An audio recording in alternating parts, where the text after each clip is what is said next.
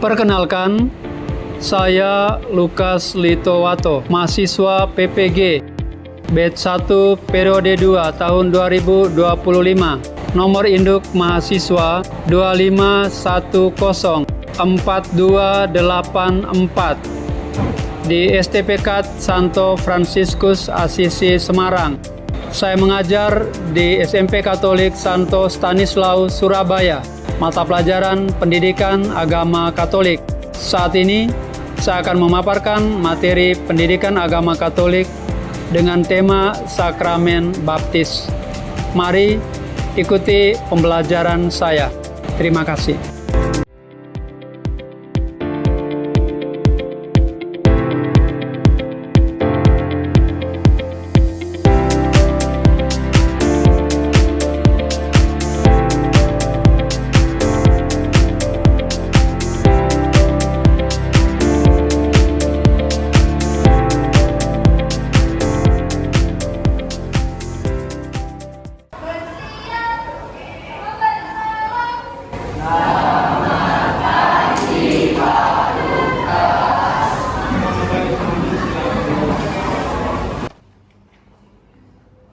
Oke, baik, selamat pagi semuanya. Pagi.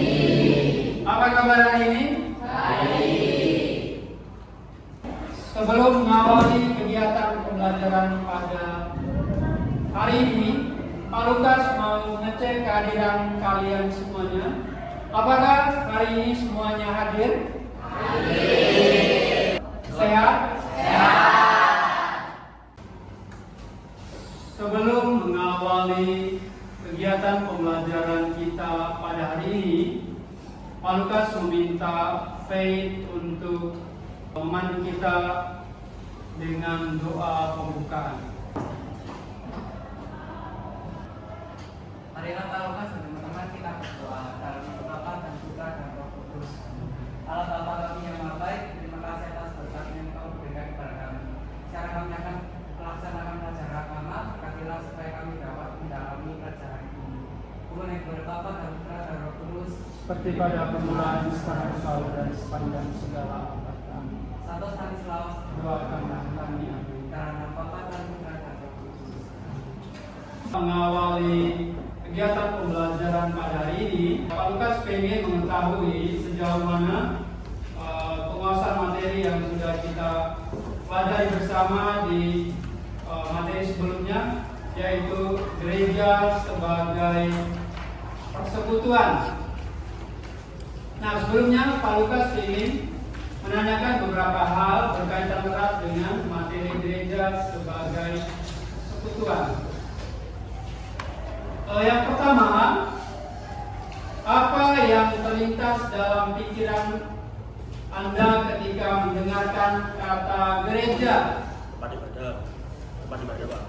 Tempat ibadah, halo. Ada yang lain? Persekutuan umat Kristiani. Yang kedua, kalau ingin bertanya lagi, apakah gereja hanya merujuk pada bangunan tempat ibadah atau ada makna lain di baliknya?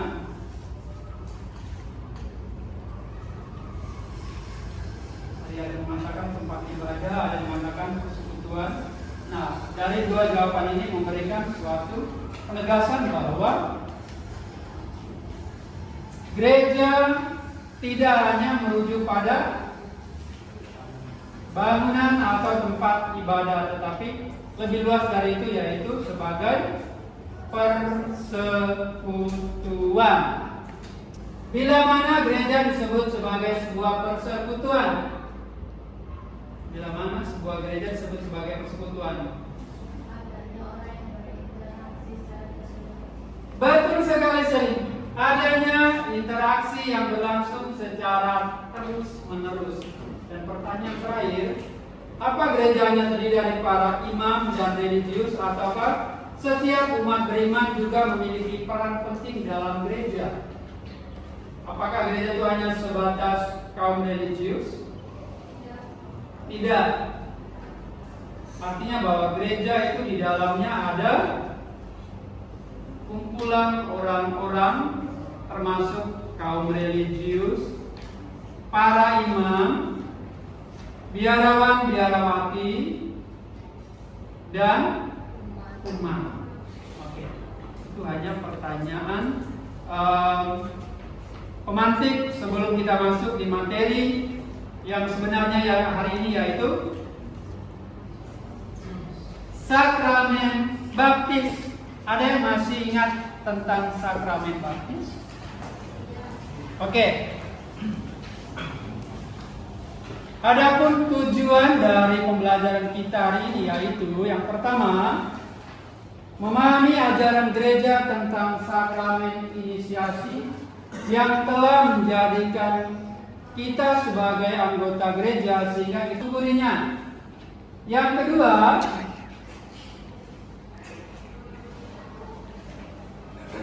kita dapat memahami makna dan konsekuensi dari sakramen baptis sehingga pada akhirnya kita dapat bersyukur atas baptisan tersebut. Nah, sebelumnya Pak Lukas akan menampilkan salah satu video yang berisi tentang sakramen baptis. Setia sampai masuk ke tubuh yang kekal. Saudara-saudari telah menjadi makhluk baru, mengenakan pakaian putih ini. Terimalah sebagai tanda saudara jagalah mata batin tak bercela sampai menghadap Tuhan dan akhir kita Yesus Kristus supaya diperkenankan masuk hidup yang kekal. Jadi saudara telah bersatu dengan Kristus cahaya dunia, maka saudara-saudari harus hidup sebagai putra-putri cahaya dan menghayati iman dengan setia sehingga pada saat Tuhan datang, saudara dapat menyongsong Dia bersama semua orang kudus dalam istana Bapa di surga demi Kristus Tuhan dan pengantara kami. Amin. Kemuliaan kepada Bapa dan Putra dan Roh Kudus, seperti pada permulaan, sekarang, selalu dan sepanjang segala abad. Amin.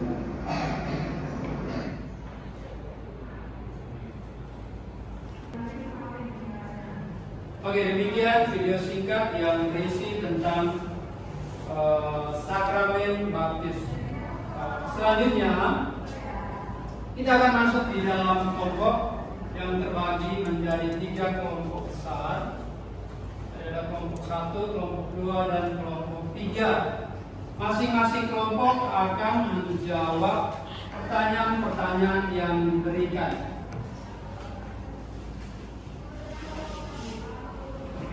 Pak Lukas minta untuk koordinasi kelompok 1 ada Alini bisa mengambil soal yang harus dikerjakan. Kelompok kedua ada Faith dan kelompok ketiga ada Aldo. Silakan.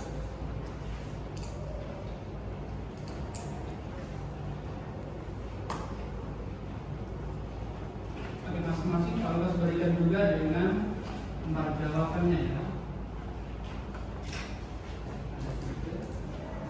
Dikerjakan di dalam kelompok.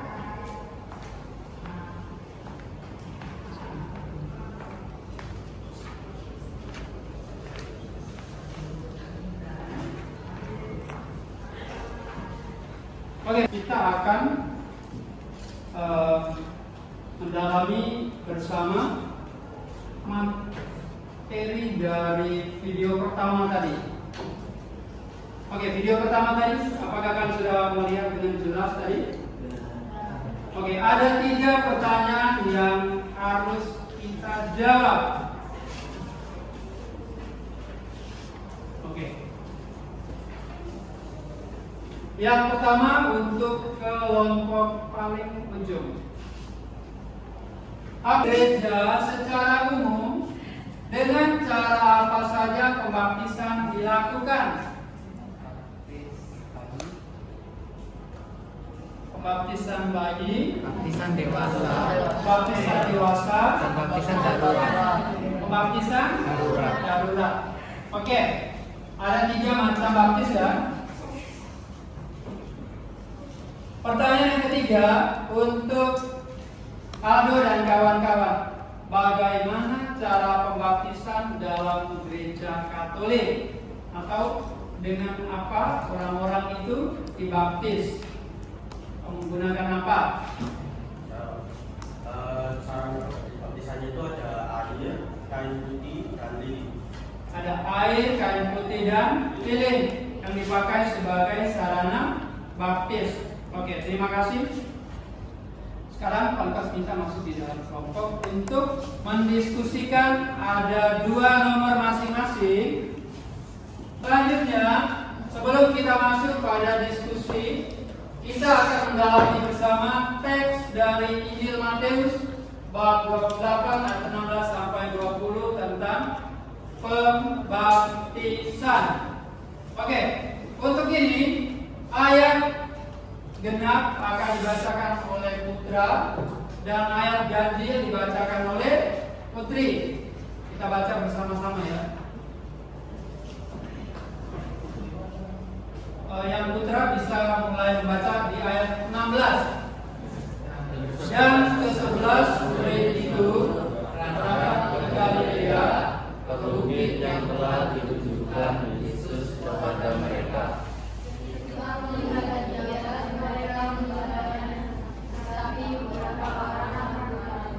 Yesus mendekati mereka dan berkata, "Padaku telah diberikan segala kuasa di surga dan di bumi. Karena itu pergilah, jadikanlah semua bangsa muridku dan baptislah mereka dalam nama Bapa dan Anak dan Roh Kudus. Dan ajarlah mereka melakukan segala sesuatu Yang telah diberitakan kepadamu, dan ketahuilah aku menyertai kamu senantiasa sampai kepada akhir zaman." Demikianlah sabda Tuhan. Oke, itu adalah sebuah kisah yang mengisahkan tentang sakramen baptis. Dari Matius bab 28 ayat 16 sampai 20 ini kita akan mendalami ada 6 pertanyaan. Pertanyaan sudah saya berikan ke masing-masing kelompok. Mohon kelompok 1 menjawab pertanyaan A dan B. Kelompok 2 menjawab pertanyaan C dan D, sedangkan kelompok 3 menjawab pertanyaan E dan F. Setelah berdiskusi akan ada presentasi dari ketiga kelompok. Silakan. Kalau beri waktu kurang lebih sekitar 15 menit berdiskusi di dalam kelompok. Mohon bisa merapat ke kelompoknya masing-masing.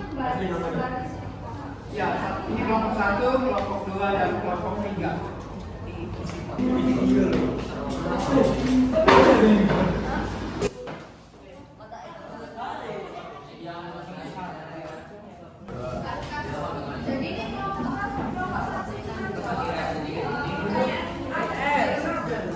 Kelompok 1 A dan B, kelompok 2 C dan D. Nanti semua kelompok maju, kita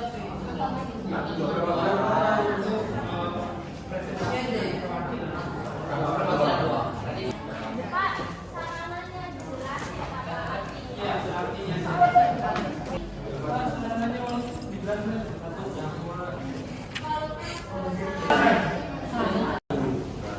untuk sarananya mohon dijelaskan artinya.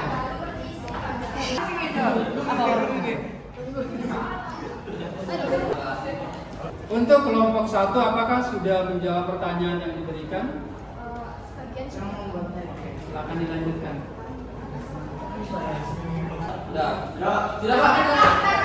Kelompok 1 sudah. Saya dulu Pak. Sudah Pak.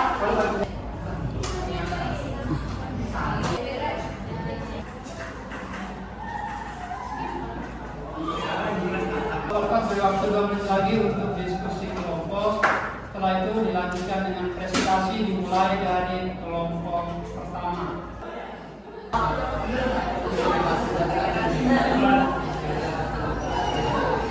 Oke, sebelum kita presentasi, perhatian. Sebelum presentasi, apakah posisinya tetap seperti ini atau posisinya kembali ke tempat masing-masing. Kembali ke tempat duduk ya. Oke. Kalau gitu kalau sudah selesai, silakan kembali ke tempat duduk masing-masing sebelum presentasi dimulai. Setelah berdiskusi bersama di dalam kelompok, marilah kita mendengarkan hasil diskusi yang akan dipresentasikan oleh masing-masing kelompok.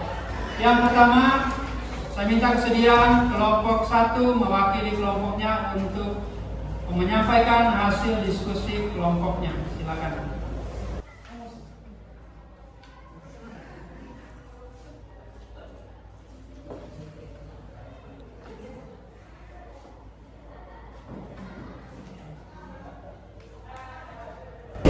Selamat pagi teman-teman semuanya. Perkenalkan, kami perwakilan dari kelompok 1 akan mempresentasikan hasil jawaban yang kami diskusikan. Sebelum lanjut ke diskusinya, izinkan kami memperkenalkan juga hasil terlebih dahulu. Perkenalkan, nama saya Adri Patrusia. Perkenalkan, nama saya Lisa Alessandra. Lanjut ke soal yang pertama, dari bacaan kitab suci di atas, ayat mana yang dapat dijadikan dasar dari sakramen baptis dan memberikan penjelasannya. Nah, kelompok kami pilih ayat 19 atau Matius 28 ayat 19. Penjelasannya, karena pada ayat 19 tersebut tercantumkan sebagai berikut. Karena itu bergerak, jadikanlah semua bangsa mengaku dan baptislah mereka dalam nama Bapa dan Anak dan Roh Kudus. Soal yang kedua, sarana apa yang dipergunakan dalam pembaptisan berdasarkan bacaan kitab suci di atas? Kata-kata apa yang diucapkan dalam baptis? Jawaban dari kelompok kami, sarana yang digunakan saat pembaptisan yaitu yang pertama ada air, yang kedua lilin, yang ketiga kain putih, dan kata-kata yang diucapkan dalam membaptis yaitu dalam nama Bapa dan Anak dan Roh Kudus. Sekian jawaban dari kelompok kami. Terima kasih sudah memperhatikan. Mohon maaf jika ada kesalahan. Terima kasih. Oke, terima kasih. Silakan kembali ke tempat duduknya. Kelompok kedua, silakan.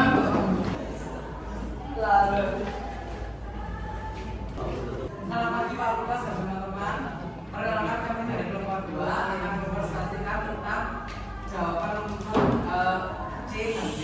Pertama, apa saja yang harus dipersiapkan agar dapat dibaptis dalam gereja Katolik? Yang pertama, kita harus menyiapkan diri secara hikmat serta kepercayaan akan Tuhan Yesus sehingga kita dapat dilahirkan kembali dan menjadi anak Allah yang kudus serta anggota gereja dan murid Tuhan Yesus yang baik. Pertanyaan yang D, sarana apa saja yang dipergunakan dalam pembaptisan gereja Katolik? Kalimat apa saja yang diucapkan pastor saat membaptis? Oke, jadi sarananya yaitu yang pertama air untuk membersihkan dosa-dosa kita, lalu ada lilin yang mengartikan cahaya Kristus, lalu ada kain putih yang artinya mengenakan Kristus, lalu juga ada salib artinya tanda kemenangan Kristus. Sekian dari kelompok 2, terima kasih. Kita berikan.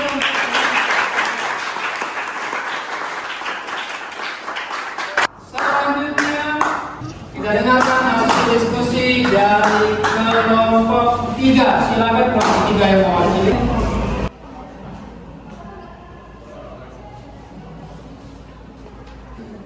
Selamat pagi Pak Lukas dan teman-teman yang terkasih. Kami dari kelompok 3 akan menjelaskan apa yang kami jawab di pertanyaan ini nanti.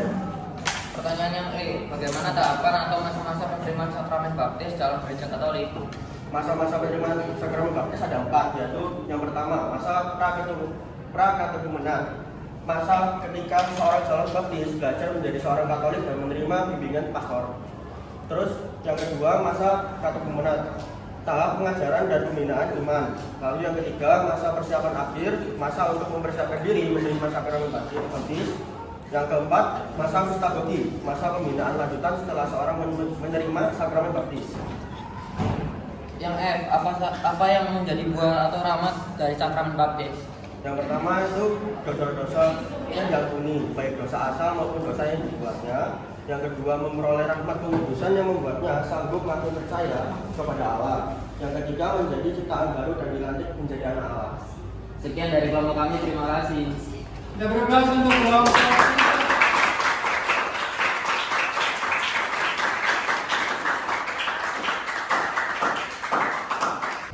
Oke baik, luar biasa kalian sudah berdiskusi bersama, memecahkan pertanyaan-pertanyaan yang sudah diberikan dan menemukan jawaban yang tepat. Nah, dari hasil diskusi yang sudah kalian presentasikan dari kelompok 1, 2, dan 3, apakah ada yang mau ditambahkan perihal pertanyaan dari kelompok 1, 2, ataupun 3? Dari kelompok lain mungkin bisa memberikan penambahan. Oke baik, dari hasil presentasi yang sudah kalian lakukan, ada banyak hal yang menarik yang sudah dibahas berkaitan erat dengan sakramen baptis. Nah, kalau kita ketahui bahwa sakramen baptis berasal dari bahasa Yunani, yaitu baptisein atau baptismus, yang berarti mencelupkan, membenamkan, menenggelamkan ke dalam air. Nah, dalam sakramen baptis ada yang namanya sarana baptisan, ada bejana baptis, ada air, ada lilin, ada kain putih, dan ada juga salib. Masing-masing memiliki arti atau makna tersendiri. Nah, perlu diingat bahwa ada berapa macam baptisan di dalam gereja Katolik? Ada berapa? 3. Ada 3, yaitu Baptisan bayi, baptisan dewasa, baptisan dewasa, dan baptisan darurat. Oke. Baptisan bayi adalah baptisan yang dilakukan ketika seorang anak masih bayi. Yang kedua, baptisan dewasa adalah baptisan yang dilakukan ketika seseorang sudah dewasa dan mau menjadi Katolik. Baptisan darurat adalah baptisan yang dilakukan ketika seseorang sedang mengalami situasi darurat. Nah, biasanya dalam gereja Katolik, baptisan selalu menggunakan media utama, yaitu air. Caranya, biasanya seorang imam akan menuangkan air di kepala orang yang dibaptis. Nah, jadi ingat bahwa yang memiliki hak atau memiliki kuasa untuk membaptis adalah siapa saja? Pastor atau imam. Siapa lagi? Para uskup, dan juga paus. Singkatnya, mereka semua yang sudah menerima sakramen imamat. Nah, Pak mau tanya ya, kalau baptisan dewasa, apakah semua orang Katolik boleh menjadi pembaptisnya? Yang boleh adalah orang yang sudah dibaptis secara Katolik dan memiliki kelayakan untuk membaptis dengan sarana utama, yaitu air. Dan rumusan baptisnya harus benar, yaitu aku membaptis engkau dalam nama Bapa dan Putra dan Roh Kudus. Amin. Nah, ingat bahwa baptis merupakan sakramen inisiasi dan menjadi dasar dari semua sakramen di dalam gereja Katolik. Maka baptis disebut sebagai pintu gerbang menuju gereja Katolik. Di akhir pembelajaran ini, melalui sakramen baptis, Pak Lukas sekali lagi mengajak kita sebagai umat Katolik untuk menyadari dan selalu memahami bahwa berkat baptisan kita menjadi manusia baru, menjadi anak Allah, dan siap menjadi pembawa kabar gembira bagi semua orang yang kita jumpai, baik di rumah, di sekolah, maupun di masyarakat. Pembaptisan mengantar kita untuk menjadi garam dan terang bagi siapapun yang kita jumpai. Dan itu dapat kita lakukan di rumah, di sekolah. Di akhir pembelajaran ini sebelumnya, Pak Lukas meminta peneguhan dari salah seorang siswa yang mewakili, yaitu Faith, memberikan sebuah rangkuman tentang baptisan sendiri.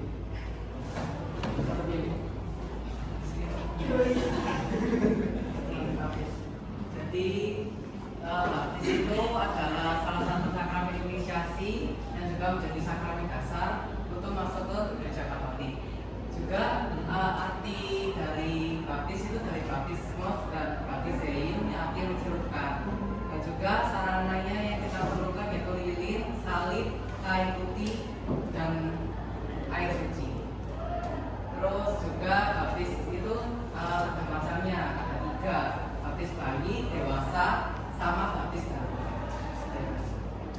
Oke, terima kasih. Silakan. Oke, di akhir pembelajaran ini, Pak Lukas meminta kalian untuk merefleksikan pentingnya sakramen baptis bagi hidup kita sebagai umat Katolik. Hal apa yang menyenangkan ketika kalian mengikuti pembelajaran ini? Dan poin apa saja yang kalian dapatkan dalam kegiatan belajar hari ini? Berikan tanda jempol 2. Jika suka, berikan tanda jempol 1. Jika tidak, silakan. 1, 2. Terima kasih semuanya. Oke, baik, Pak Lukas minta kesediaan dari Alini.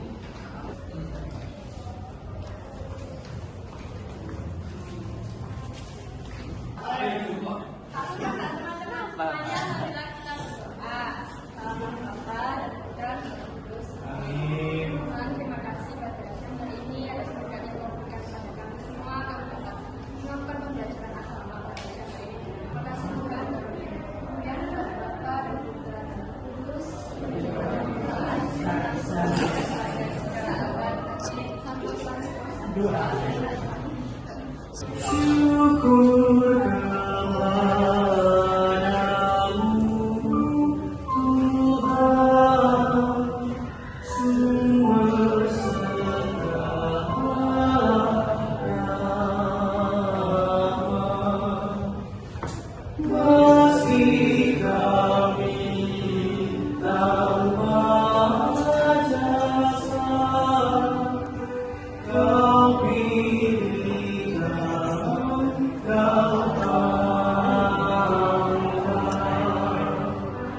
Dosa kami Kau ampuni.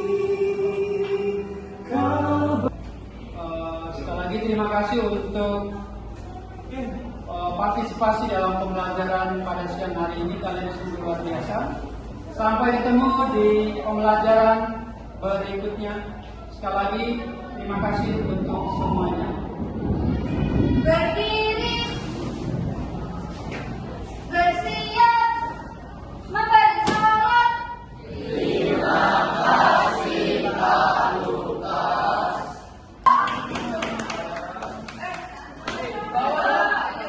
Thank you, Lord, for every blessing and every day that I breathe. Your love is the reason for my smile and the hope that I always carry. For everything you are, I will sing with a heart full of love.